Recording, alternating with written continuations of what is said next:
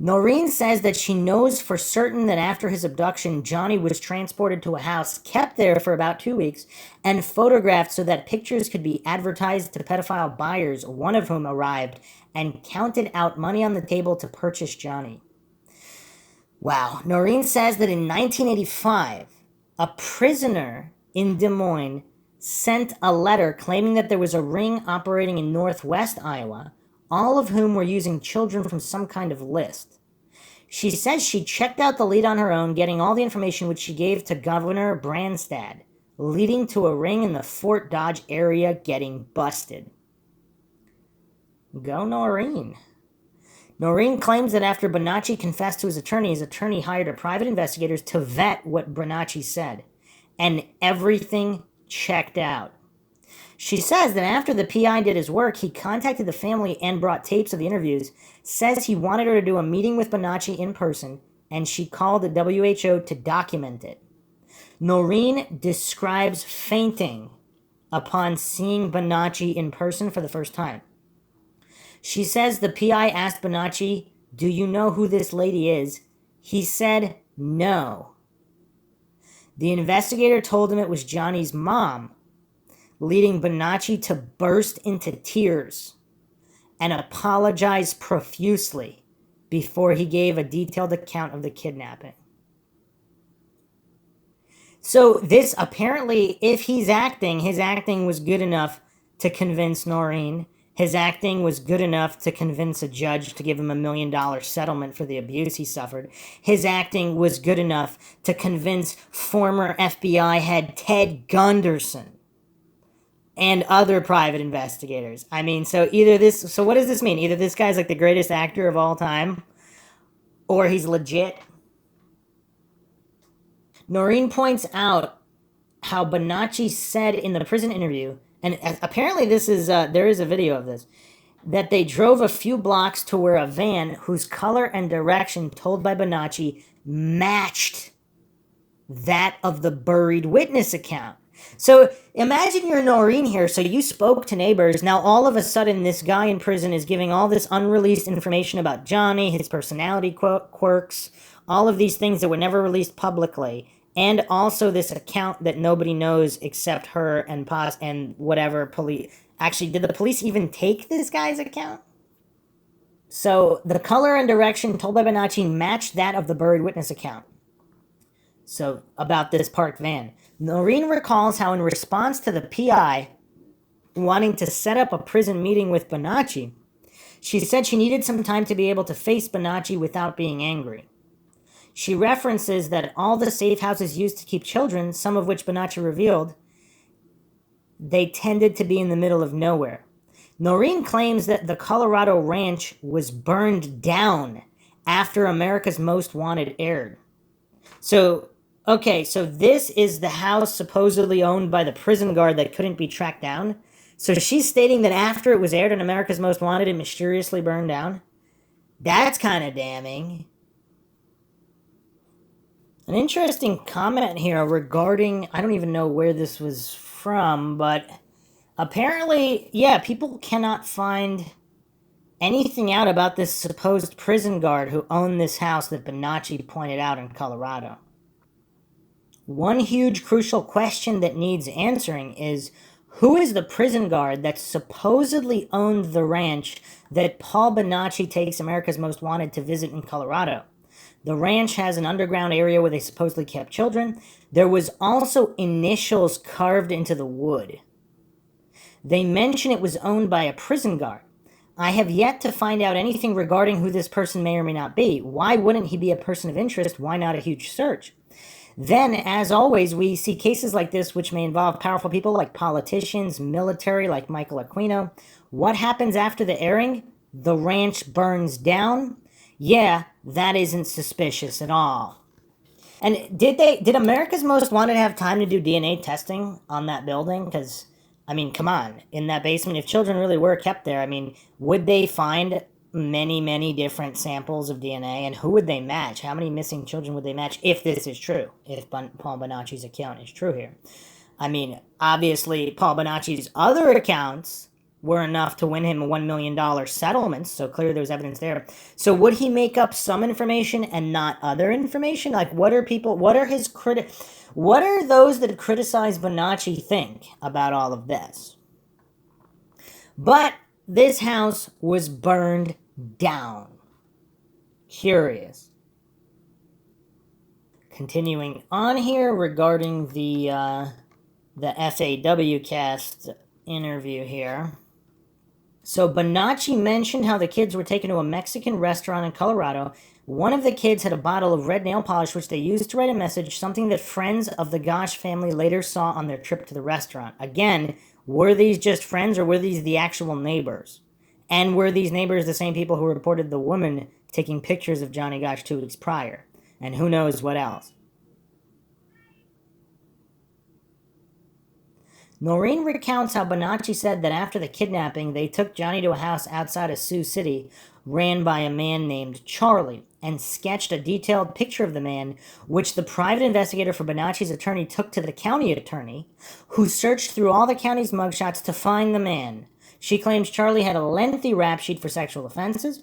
She also says Orville Cooney resigned on a Monday morning due to stress, which was actually her threat to sue the city. Noreen mentions how in the 1980s it was very prevalent for kids to be photographed and targeted for abduction.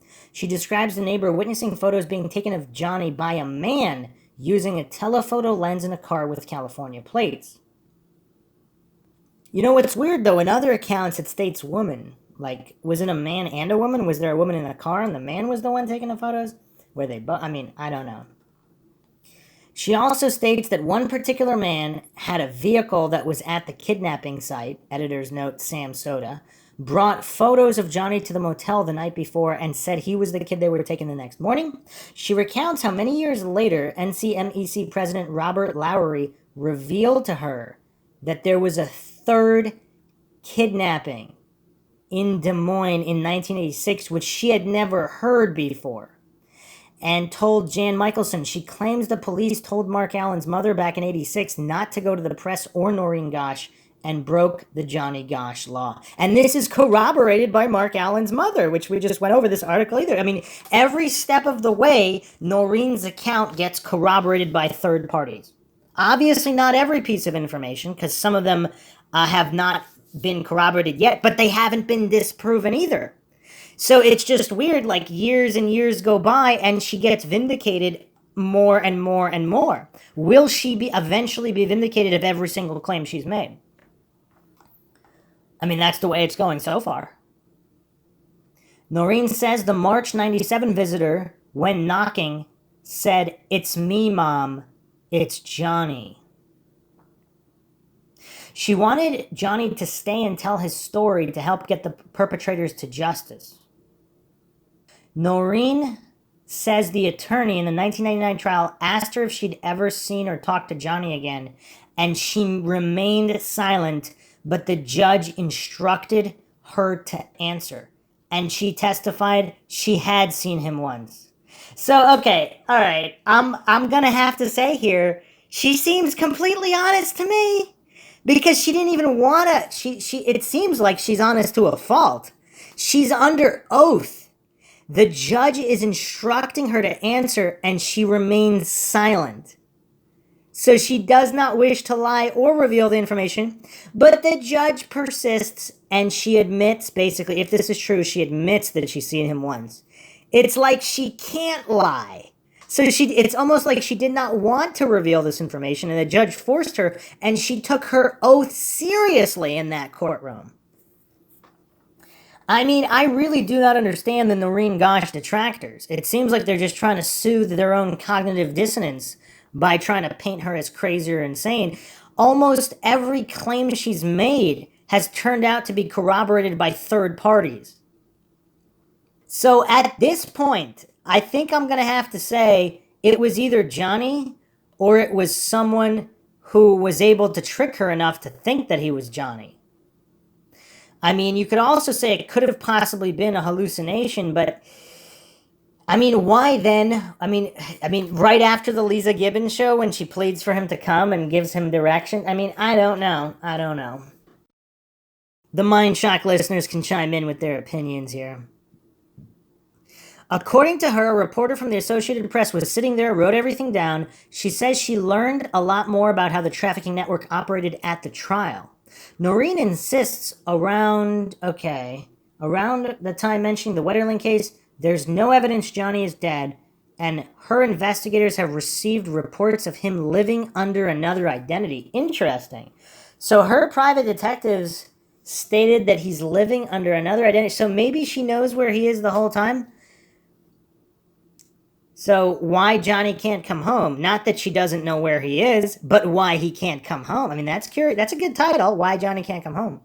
She suggests those who want the book get in touch with her by writing to the Johnny Gosch Foundation at AOL.com. Again, this is an old interview. I don't know if that email is still valid. So, wow. All I can say is, wow, this is some mind-shocking information. Furthermore, I would like to go over, for those that say that there's no evidence of a ring or conspiracies or anything of the sort, I mean, there's been a multitude of people arrested for trafficking children in these pedophile rings. Like, the coincidence theorist goofs here really don't have a leg to stand on when they're trying to deny any possibility of a ring being involved here. So, this is Des Moines Register, March 15th, 1986. Man named in pedophile network case pleads guilty, by Ann Carruthers K. A Des Moines man who hired teenagers for the state fair and worked for 2 years at Merle Hay Mall's Chatsworth the Talking Reindeer pleaded. I mean, a lot of these people are just attracted to these events where there's teenagers and children. It's weird. Pleaded guilty Friday to 3 counts of sexually abusing teenage boys.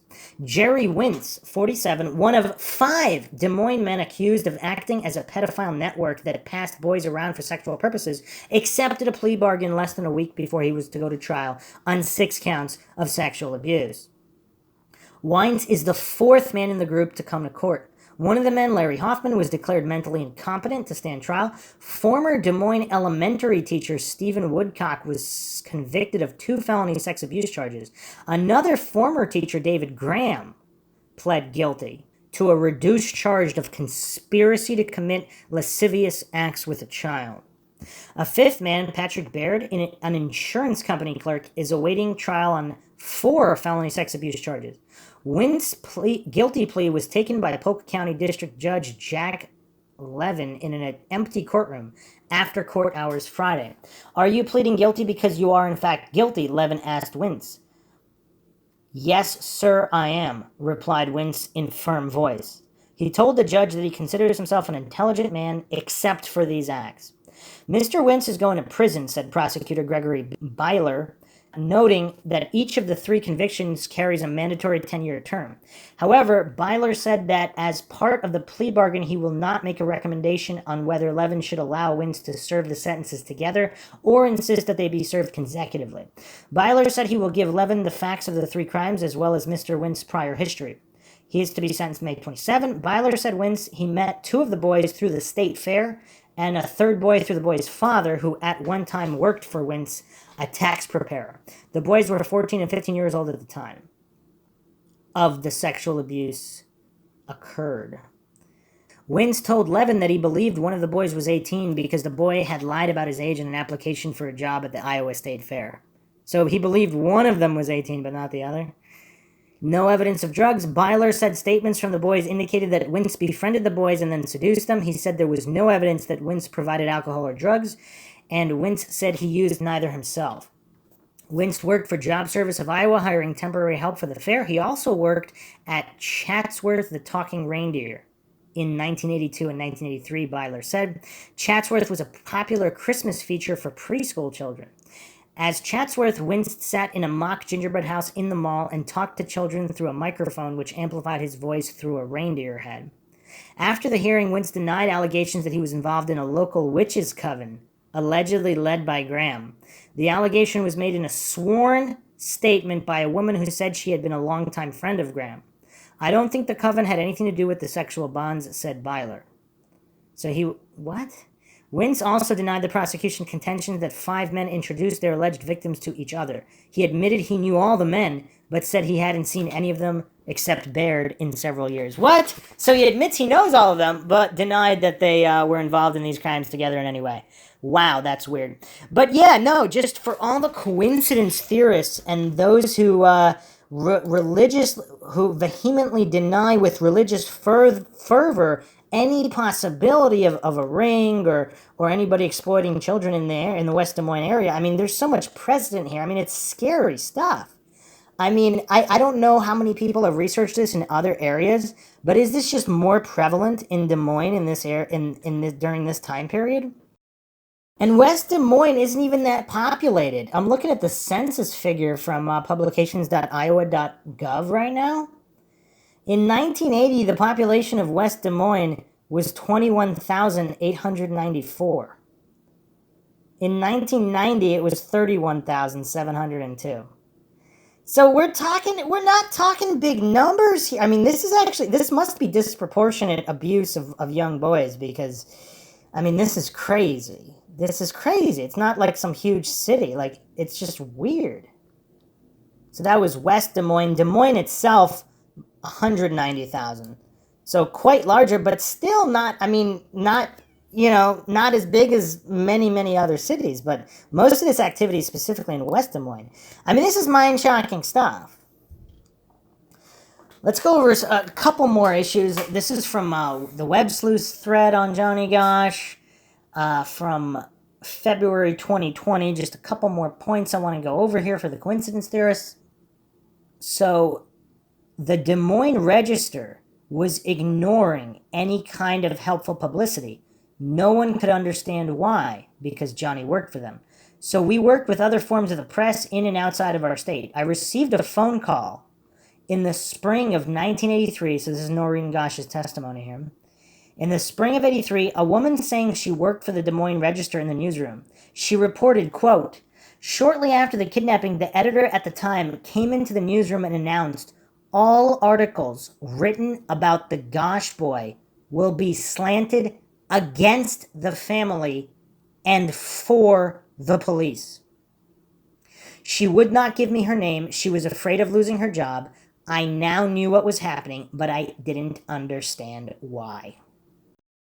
So clearly, is this orders from above, or were the Des Moines Register protecting their own individuals who were involved in the rings specifically, or were they just following orders from above? Because if this goes all the way to the White House, Noreen Gosch also stated here, Des Moines Register, September 22nd, 1989. Noreen Gosch stated, Paul Bonacci, who participated in the kidnapping of Johnny, also stated he was repeatedly sent to Washington, D.C. to have sex with Massachusetts Representative Barney Frank. The Washington Times published a front-page story stating a child prostitution ring was being run out of his D.C. apartment.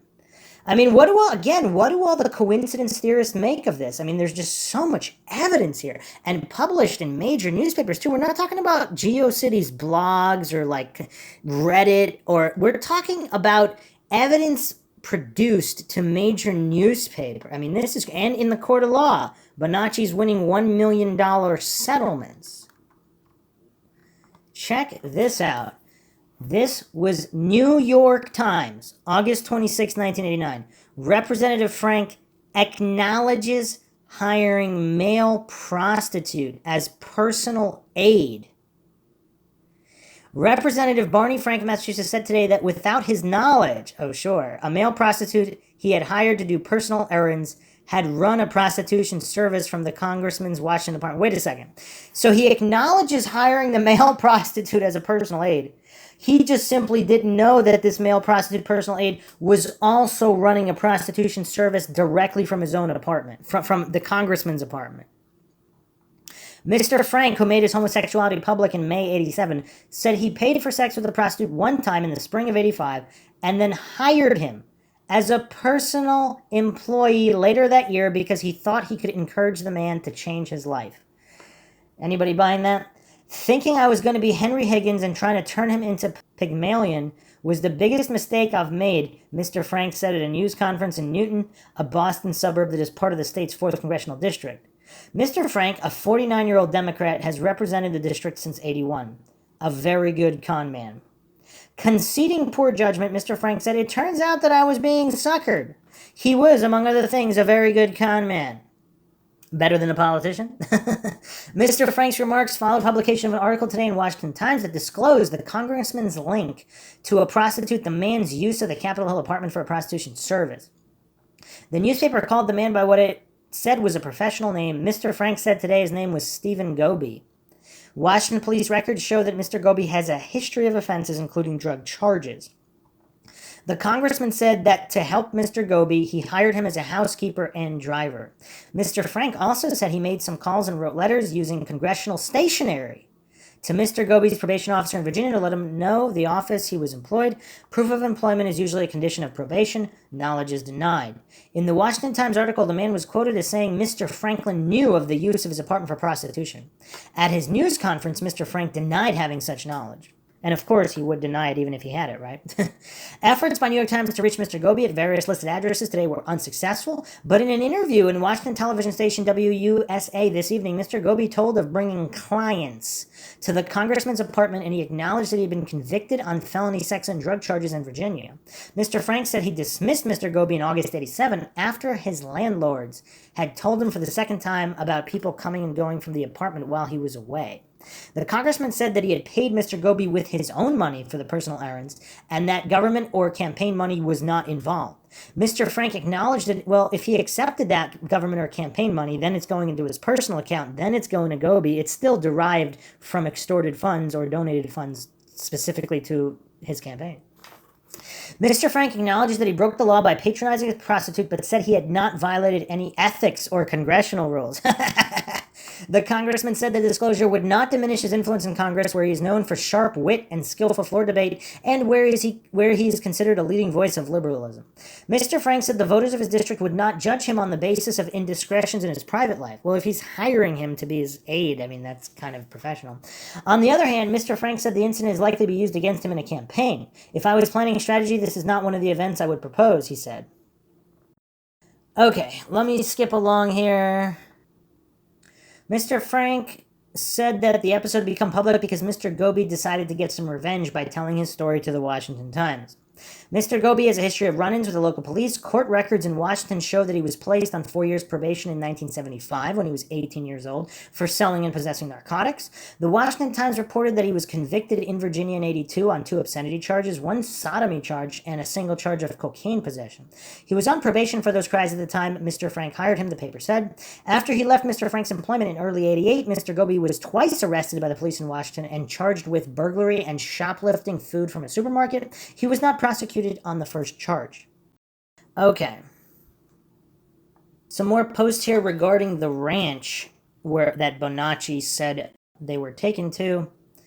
So apparently this was near Elephant Rock, Colorado, near Aurora, just north of the Springs. Buena Vista is going by the roads from there, south on I-25, then back up northwest by county roads. Newer built home in that region. I won't say the address, and the address has also been changed since the 90s, which is interesting. What? So they actually changed the lot's address after this aired? What?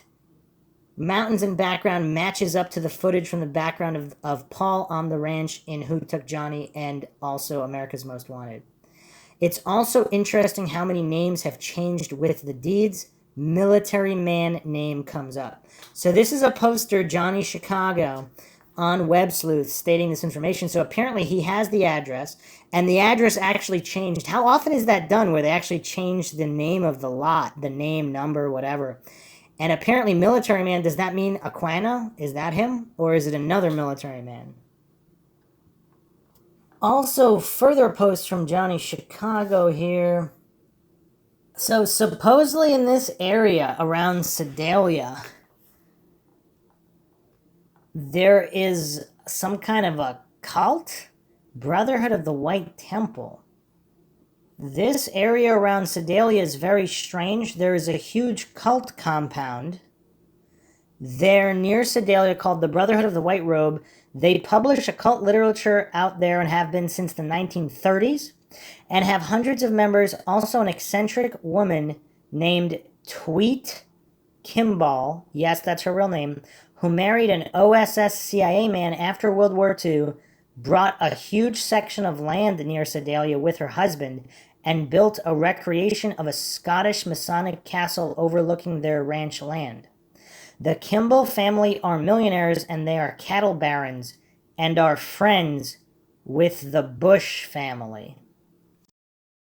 Okay, all right. We were supposed to actually get to Jeff Gannon and the Bush connections, but we're going to have to get that in the next episode because we got to wrap up here. But this is some mind-shocking stuff here. I've seen on a few other websites that people think that this castle is used for some kind of satanic rituals on the summer and winter equinox, June 21st, December 21st.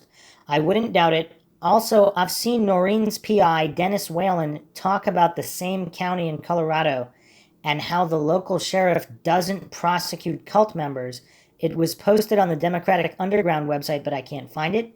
There is an Elephant Rock and an Elephant Rock Road near Sedalia. County Road NCO 67 is also named Elephant Rock Road. If you look up Elephant Rock, Sedalia, Colorado on Google Maps, it will take you to the area. If you look at the terrain style map, the road seems to just end after it curves past Elephant Rock. Also very interesting to me is that the satellite imagery on either side of Elephant Rock has less quality. Is this intentionally degraded so people can't see anything? Another post here. Google Maps description calls it San Isabel National Forest. That right there should throw up a red flag. National Forest means that the federal government has some sort of vested interest in the area. Anywho, Buena Vista is a rinky-dink nowhere place. On the advertiser censored cheek of backwoods Colorado, is that supposed to be butt cheek or something? There's nothing there. The whole concept of some rancher selling a huge chunk of his property to a developer for a quick buck happened all the time back in the late 80s in Colorado. Believe me, I was stationed there for the first time from 86 to 89. Just doesn't hold water.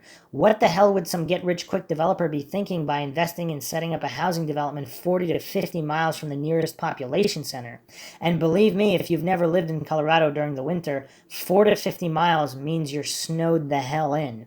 Any county south of Denver doesn't get state funding for its infrastructure and never has. Not even El Paso County, which contains Fort Carson and Colorado Springs. They also linked some interesting articles here. Daily Sentinel, Grand Junction, Colorado, June 17, 1982. Princess Anne arrives in Denver for short stay. After a 13-hour flight, Britain's Princess Anne arrived here without fanfare to begin a 4-day Colorado visit.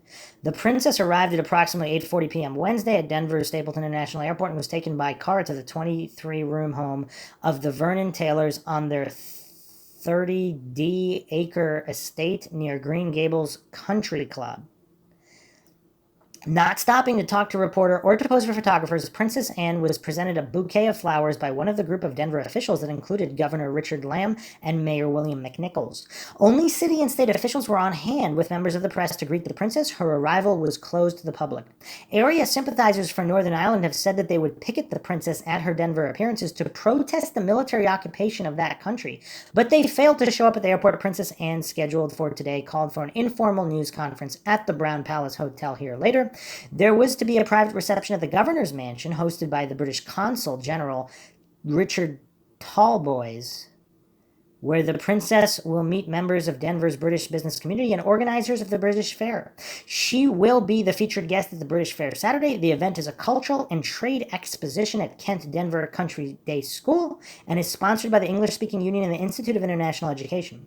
On Friday, the princess will tour the North American Air Defense Command at Colorado Springs, lunch with the city's leaders at Broadmoor Hotel, and spend the afternoon at INMOS, a British-owned technology corporation. Saturday, she will tour Denver, Children's Hospital, visit the British Fair, and have supper at Cherokee Ranch near Sedalia, home of the fair's co-chairman, Tweet Kimball. Sunday, the princess will attend a service at Denver's St. John's Episcopal Cathedral and spend the rest of the day in private. Princess Anne will leave Denver Monday to begin a 3-day visit in New Mexico, where more receptions, dinners, and other royal events are planned. I mean, is it safe disclosing, like, the princess's every move?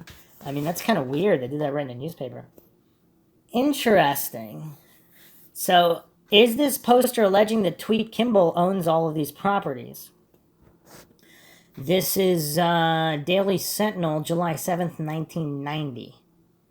Sons sue rancher giving away land. A prominent rancher who wants to preserve her 6,000-acre Cherokee ranch as open space is being challenged in court by her 2 grown sons, who say she showed wanton disregard for their feelings. Richard and Kirk Campbell filed suit in Douglas County District Court to wrest control of the ranch from their mother, Tweet Kimball. They want to stop their mother from trying to preserve the Cherokee ranch as open space. And how many buildings are on this open space? Daily Sentinel, December 11th, 96. Douglas County Commissioners have agreed to pay $2 million for development rights to an 82-year-old heiress, 5,000-acre ranch. Tweet Kimball, heiress of a Tennessee ranching family, has owned the Cherokee Ranch and its medieval Scottish castle reproduction since 1954. So supposedly, yeah, there's some kind of cult activity at this castle, and who knows how many ranches are on all of this property. Weird stuff. Another post by Johnny Chicago here. Anyone have thoughts on this Colorado region where Bonacci showed the house where Gosch was held captive? This does appear to be not to be the best logical place to make homes, since it is an area that gets snowed in often to the point where travel to nearby towns is difficult. It makes sense if you are someone who wants complete privacy and committing child trafficking. Why have multiple people in the military have connections with this region and keep owning these same properties? Also, again, as I always state, anything with Lieutenant Colonel Michael Aquino attached to it has to involve evil. Also, obviously, we've talked about Conspiracy of Silence, this documentary that was prevented from airing to keep all this information on the download. But there was actually another one so Conspiracy of Silence was supposed to be aired May 3rd, 1994. But there was an older documentary, Boys for Sale, 1981. Journalist Tom Philpott, professor at the University of Austin, Texas, was involved. And there was an assassination attempt upon him, and his death was ruled a suicide afterwards. Again, a lot of these people commit suicide with 2 gunshot wounds to the head. I mean, it's really weird. I don't know if that's what happened to him. In generalities, a lot of people who get taken out, the autopsy report does not match suicide. And Thomas Lee Philpott, he was the director of Boys for Sale, known as the Campus Crusader. And so, I mean, again, so this is 1981. This is before the Johnny Gosch abduction. And there's already information here on these so-called elite pedophile rings and child trafficking and all of this. So this actually existed and was exposed to a certain extent before Johnny Gosch was even kidnapped. So the coincidence theorists, I mean, they really don't have a leg to stand on here. This is actually really weird. Here's a post on Unresolved Mysteries regarding Tom Philpott. Did he commit suicide? Was he suicided for exposing an elite child trafficking ring? In light of all of this Prince Andrew Jeffrey Epstein stuff, I started thinking of Tom Philpott. He was a much-loved history professor at the University of Texas who was known for his activism against what he saw as the worst treatment of teenage boys who supported them with sex work in the country. We need to go back to 1980 for some perspective. Homicide rates were rising and about to reach their peak. Dean Corll had just been shot by his accomplice after murdering almost 30 teenage boys, and John Wayne Gacy would be nearing the end of his notorious killing spree. Somebody else could probably explain all this better, but the takeaway seems to be that there was a climate of violence and disregard for the welfare of teenage boys. You might be wondering why I'm putting so much emphasis on teenage boys rather than girls. That's because Tom Philpott alleges that at that time in Houston, for every adult female prostitute, there were 9 boys supporting themselves through sex work. He goes on to say they are frequently the target of more sadistic violence. When asked why the boys seem to be more popular, he thinks it's because they're more exotic and more forbidden. There is a great public access documentary on YouTube called Boys for Sale that goes into the subject more. Warning, it goes into graphic detail about the sexual abuse of teenagers. I really wish I could read the Texas Monthly article I cited, but for some reason my phone won't let me. I can't find a whole lot of information about the circumstances surrounding Tom Philpott's death, except that he was found dead at his home in 1991 with a gunshot wound to the head. It was declared a suicide pretty quickly, but there are many people that wonder if he was in fact murdered for exposing the systemic abuse of teenage boys. It's important to note that an attempt was made on his life just a couple of years prior when two men broke into his home to rob it and shot at his head. Thankfully, he was unharmed, and apparently the whole thing was written off as a home invasion gone wrong. What a coincidence. Whether he killed himself or not, I truly consider him a hero way ahead of his time, a great example of a living lawful good. And in light of all this Epstein stuff, I think he deserves more attention. Yeah, in the post-Epstein era, again, like all of these authority-worshipping cultists and coincidence theorists desperately trying to soothe their dissonance that anything like this could happen in the world. I mean, again, they really don't have a leg to stand on. All of this is getting exposed more and more. So was this some kind of a connection in Houston mentioned specifically in the Johnny Gosch case about these like child auctions? Because this guy is exposing all this stuff in Houston. Interesting post here back at the Web Sleuths forum. Your post really alludes to the fact that the rich, powerful, and influential within government can make anything go away if it threatens their political career and that of their cohorts, notably before it becomes public. Another great follow-up post by Johnny Chicago here. Indeed, our intelligence community / CIA has a long history of making things go away or using the term conspiracy theorist directed at people to discredit them as crazy. The inception of the CIA was in 1947, and this psych dispatch went out around April 67. It is from that point on that the term conspiracy theory and conspiracy theorist has been shoved down the public's throats. It was weaponized just as so many other labels have been used to distract, manipulate, and changed the narrative to suit their agenda. Conspiracy is a term created by the CIA in 1967 and very likely responsible for the widespread introduction of conspiracy theory as a term of political abuse, having orchestrated that development as a deliberate means of influencing public opinion. This is a quote from Professor Lance DeHavensmith. A perfect example is how the mainstream media keeps the public believe Oswald was the lone gunman in the JFK assassination, when in fact he was a patsy. And again, if you haven't checked out the Mindshock episode on JFK, make sure you check that out. We go deep. If all you watch is mainstream programs with Peter Jennings keeping the same narrative going, then an individual will never know the full details of the case.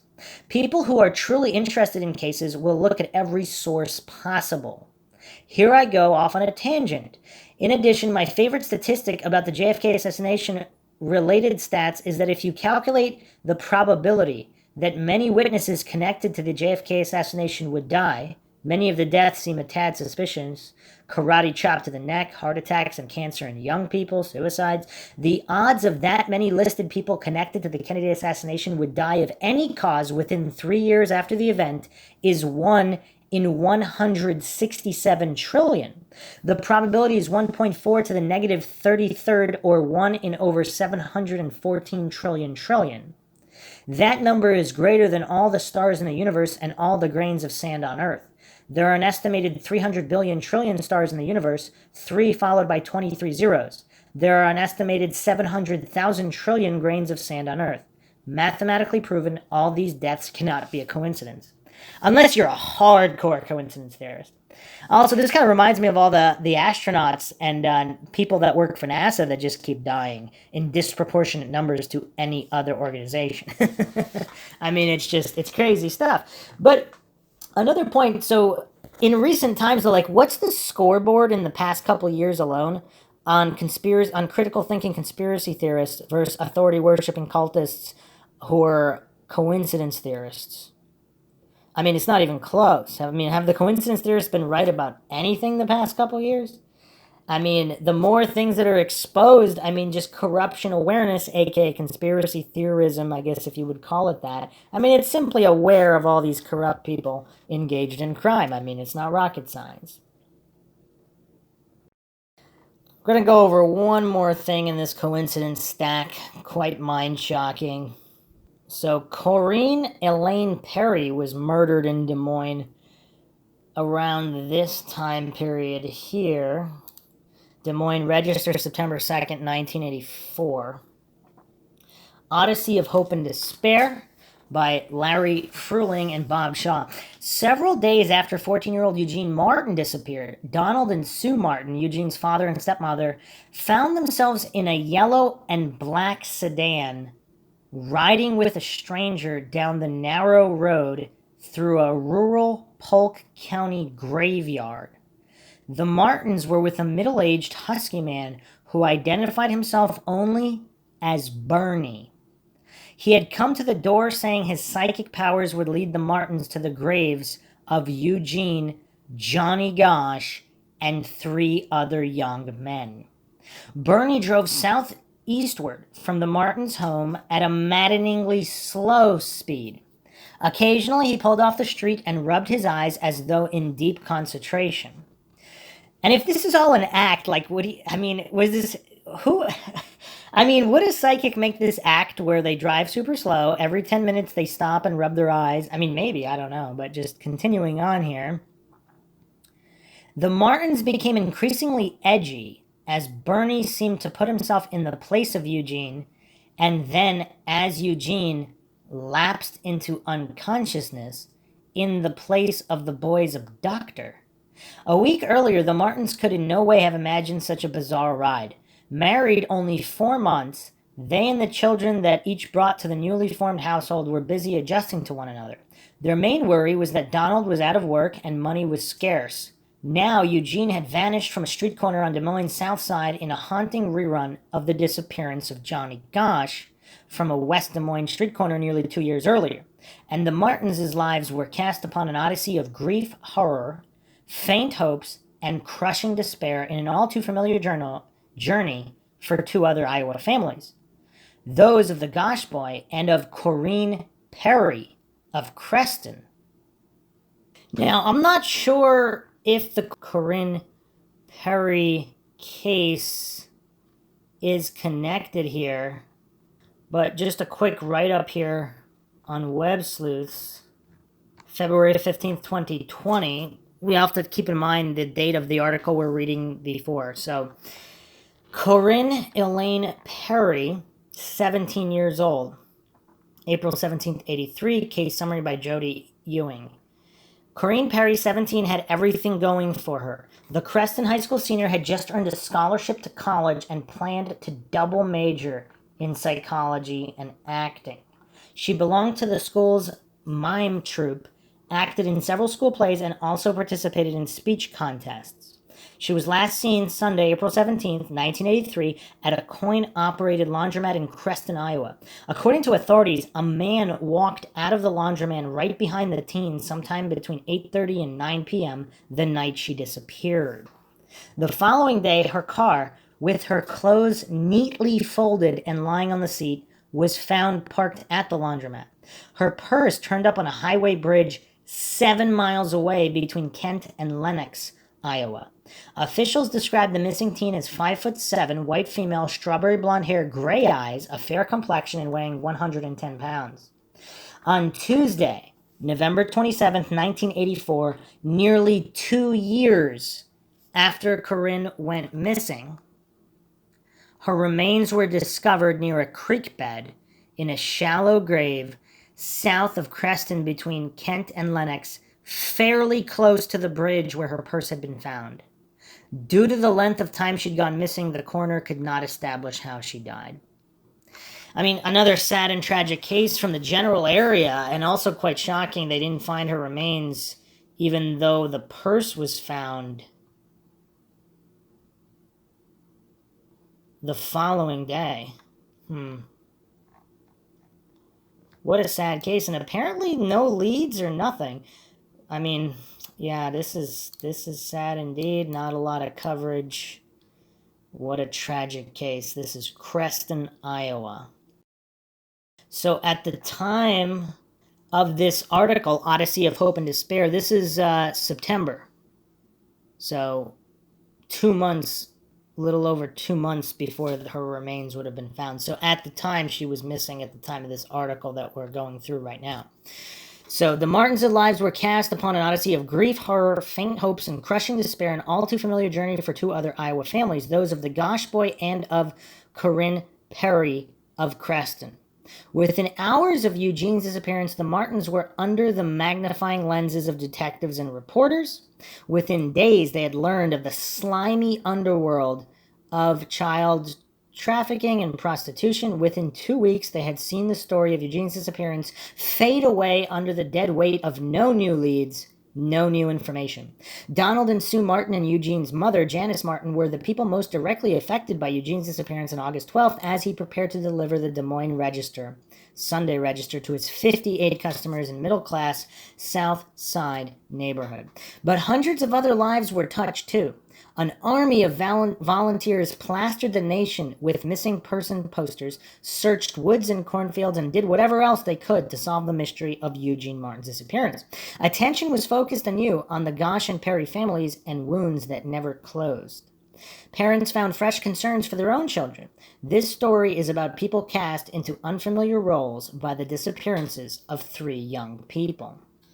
Continued from page 1 is about fear, hope, anger, most of all the unbearable suspense of 3 mysteries that have just eluded a conclusion, one for 2 years, one for 17 months, and one for 3 agonizing weeks. Almost 4 hours went by before Bernie the Psychic had made his way with Don and Sue Martin to Avon Cemetery, southeast of the Des Moines city limits, a trip of no more than 6 miles from the Martins' house.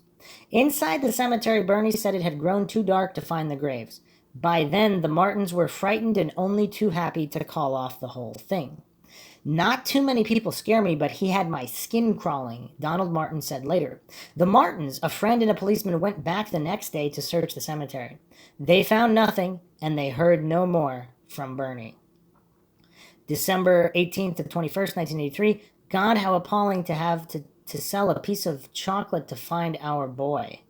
Christy and Tammy are working Locust Street Mall selling candy. A lady walks up to Christy, spits on her, and says, "I wouldn't help your mother find that kid if it was the last thing I ever did. Our daughter fell completely apart. This will be the last time any of our children would participate in any fundraiser." What? A random lady walked up. What?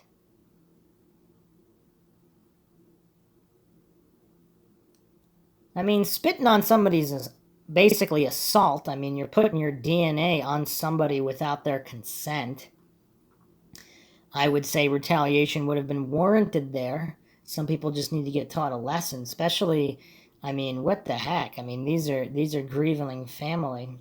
Noreen Gosch, whose son Johnny vanished September 5th, 1982, while on his Des Moines Sunday Register route in West Des Moines, wrote those words in her diary. Janice Martin sits in her darkened apartment by a telephone, brown vial of tranquilizers by her elbow and a cup of coffee in her hand. "I drink 3 or 4 pots a day," she said in a thin, brittle voice. "It doesn't bother me because I take my pills." Since her son Eugene vanished 3 weeks ago, her life has been reduced to waiting by the phone and occasionally searching fields and ditches with teams of volunteers. "They let me go sometimes, but I was told that I shouldn't really come along because if I was with them and they found something, first you get scared, then hurt, then angry, then you blow a fuse, then you start all over again," she says. "My mind isn't there. I'm in and out. Until Eugene vanished, she worked part-time supporting 3 children. I'm a bartender. A lot of people say, 'Yup, see,' when they hear that." She says, describing the telephoned accusations that she had failed as a mother, "It isn't true, but it still hurts.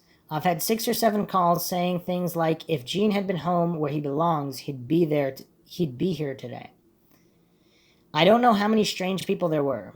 Martin recalls the Sunday Eugene disappeared. For her, the night before had been a late one at the Sunrise Tap, a fixture at East 42nd Street and Eastern Boulevard for as long as anyone can remember. She'd had to close the bar and did not get to sleep until 3 a.m.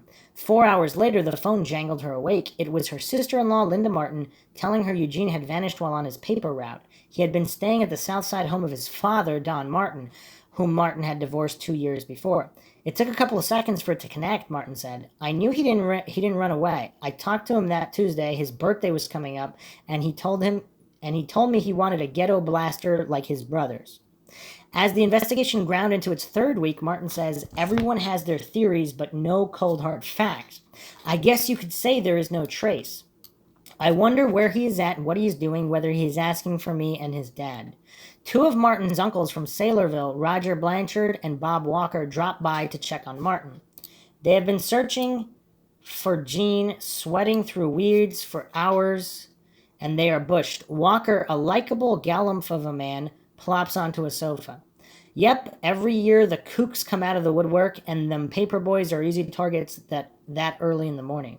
At the Sunrise Tap, a Tupperware box full of collected money sits on the bar. A note taped to it reads, Janice, you have our prayers, also our love, and most of all, our support. Your friends at Sunrise. Everyone there is fiercely protective of Martin. Between serving Budweiser's, owner Darlene McElwee shook her head. It's awful hard to lose a child, but to lose one with no finality to it is something else. People go down the street looking both ways now. Johnny Gosch upset them. This one made them aware. To a reporter, one bar patron says, hey, don't write anything to hurt her, okay? More than 400 people sit in the spacious sanctuary of the First Assembly of God Church on Merle Hay Road in Des Moines for a terror-filled 2-hour, 20-minute program on sexual abuse and the murder of children. One speaker, Bob Curry, had 3 children who were among many students allegedly molested by the owners and staff of the Virginia McMartin preschool in Manhattan Beach, California. Los Angeles suburb. Curry tells of watching a videotape in which a psychologist interviews Curry's son, now 5 years old, about the boy's experiences at the school.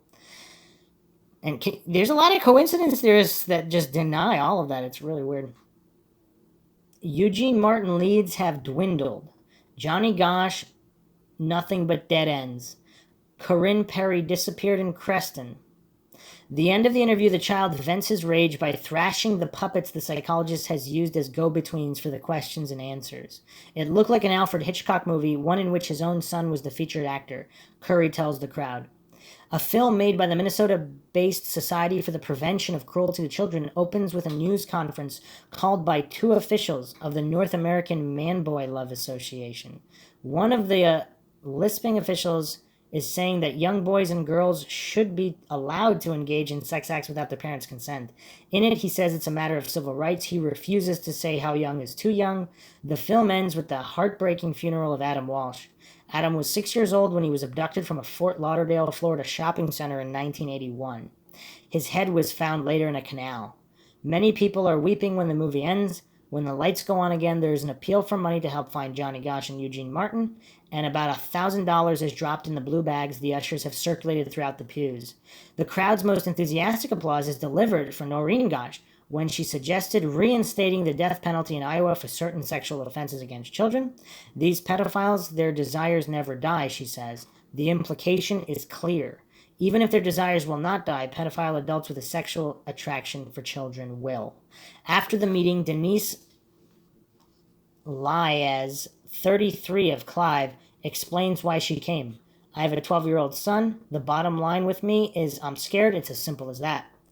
At the regular Corinne Perry support group meeting in Creston, the mood is brisk and businesslike. Since April 17, 1983, when Corinne Perry, 17, vanished after washing her clothes at the Highlander laundromat, the group has brainstormed.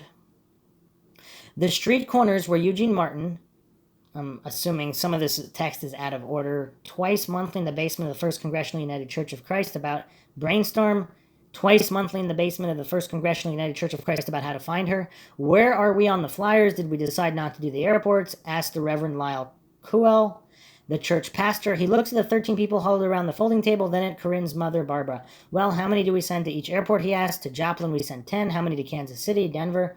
Don Perry, Corinne's father, scans the table, cluttered with posters and pamphlets about Corinne and with magazines about missing children. The Reverend Dolores Donch of nearby Cromwell gets an idea. She has recently married a couple in New York City, and the groom is a mechanic for a bus company. Would it be advantageous to see if he knows about the ad rates for the posters in those buses? She asks. Everyone nods. Corinne Perry and the 2 paper boys are the only victims of possible abductions in the state who are not accounted for, officials say. And as in many other cases, friends and strangers have instinctively gathered around the grieving parents. I'd lose my mind without these people, Corinne's mother says. Support groups bake hot dishes, they lick stamps and call congressmen. They plaster posters in truck stops on their vacations, they cry with the families. But above all, support groups keep hope alive. Corinne's sister, Letitia, 21, keeps a plain spiral ring notebook to record every personal event that would be of interest to Corinne. The most recent entry is Lloyd and Laura moved to Council Bluffs, Letitia says. I put in births, deaths, divorces, anything she will need to know when she gets back. Dennis Gregory Whelan, private detective with offices on the ground floor of an apartment building on the west side of Omaha, worked on the Johnny Gosch case about 8 months before giving it up in exhaustion and frustration. Although he is no longer employed, Stanley Johnson helped search. A color photo of Johnny is prominent on his office wall, along with smaller black and white pictures of about 40 other children from whom Whelan has searched. Some were returned to their parents dead, some alive. In Whelan's front office is a large U.S. map on which are pinned 62 small red flags, one for each reported sighting of Johnny. The markers span the map from Fargo, North Dakota to McAllen, Texas, and from San Francisco, California to Taunton, Massachusetts. Whelan is one of many investigators, private official, who have been frustrated in their search for Johnny Gosch. They are well aware that they have so far failed in what they are paid to do. I think everyone would take it personally to a degree, says Lieutenant Lyle McKinney of the West Des Moines Police Department, whose full-time assignment for nearly 2 years has been to find Johnny Gosch. McKinney started on the case September 27, 1982, when he returned from a police training school in Virginia. You're given a job to do, and you take pride in doing the job as well as you can and reaching some type of successful conclusion, says McKinney. The Gosch case occupies 4 drawers in McKinney's filing cabinets. His carefully lettered notes fill a handful of battered, much-used notebooks. Thousands of tips and leads have come to nothing. I don't know where Johnny Gosch is, McKinney says. I don't have any idea. The Gosch case still brings 5, 6, 7 calls a week from people wanting to or offering information, McKinney says. One of the things that keeps me interested is that I have a boy that age who had a paper route at the time and was delivering papers on Ashworth Road that morning, says McKinney, who, unlike many other law officers, has retained the Gosch's respect. Detective Whelan, who looks like he has been down a lot of leads in his 49 years, tells of many twists and turns in the Gosch investigation, all leading to dead ends. Nothing came of Whelan's reporting of a young man, a homosexual from Omaha, to infiltrate Des Moines' homosexual community in hopes of a lead to Johnny's disappearance. Nothing came of Whelan's trip to New England to look through thousands of child exploitation pictures seized in a raid. Nothing came of the investigation of a Texas trucker who claimed to have picked up Johnny in West Des Moines and driven him as far as the Atlantic. If he is alive, he's not in the U.S., Whelan says. Well, how would he know that? And now, with the second one, the disappearance of Eugene Martin, I'm not even sure he's alive. Eugene Martin has been missing without a trace for 6 days. When Stanley C. Johnson, 63-year-old retired insurance salesman, drives up to a large cornfield south of Ankeny to help find him. Johnson and about 35 others who answered the Des Moines Police Department plea for volunteers fight their way through the dirty, dense rows of 7-foot-tall corn for several hours in the suffocating humidity, sharp corn leaves slapping their faces. Their instructions were delivered at 8:30 a.m. by a bleary-eyed policeman, Richard Davis, who had been among the officers who went through part of the field from midnight until 3:30 the same morning, reportedly on the advice of a psychic. Davis tells the volunteers they are looking for a shirt, blue jeans, and size 8 tennis shoes the Martin boy was wearing when he disappeared, or for Martin's body. If you find anything, don't touch it, Davis instructs. Just stop and call for an officer. We don't want any evidence disturbed. Stanley C. Johnson fumbled for words to explain why he had joined the search. For one thing, he regretted not having helped look for Johnny Gosch. The fact that this has happened again makes you even more concerned, he says. He adds, we've been praying for them, but sometimes praying is not enough. We are God's hands and voice and feet. We need to pitch in sometimes. I'm not very good at expressing myself when it comes to something like this, but that's the way I feel. The search is fruitless. 250 miles away, Corbin Jacobs, chief of the 16-member Palmyra Volunteer Fire Department, requests missing posters of the Martin and Gosch boys. Jacob, 62, and the other boys on the fire department soon have plastered western Illinois and eastern Missouri with pictures of Martin and Gosch. A few weeks before Eugene Martin disappeared, a Burlington Northern freight train went by Jacobs' house in Palmyra, a town of 3,644 residents. He had seen a young boy riding on a rail car with a dog. He called the Burlington Northern dispatcher about the boy and was told a railroad detective would get in touch right away. Nobody called me back about that lad, Jacob says.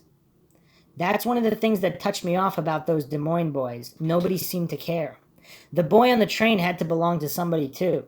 He had to be a good kid. He had his dog with him. The 300 posters distributed by Jacobs and his volunteer firemen are among 148,000 that the Des Moines Register and the Tribune Company ordered to fill requests.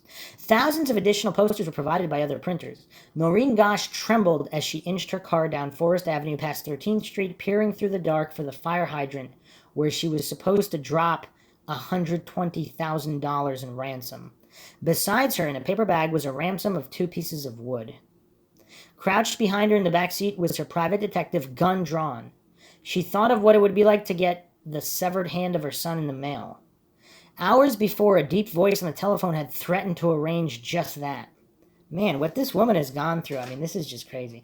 She pulled over, stepped in front of the headlights, and threw the bag down. Several hours later, police officers returned to the bag to the Gosches.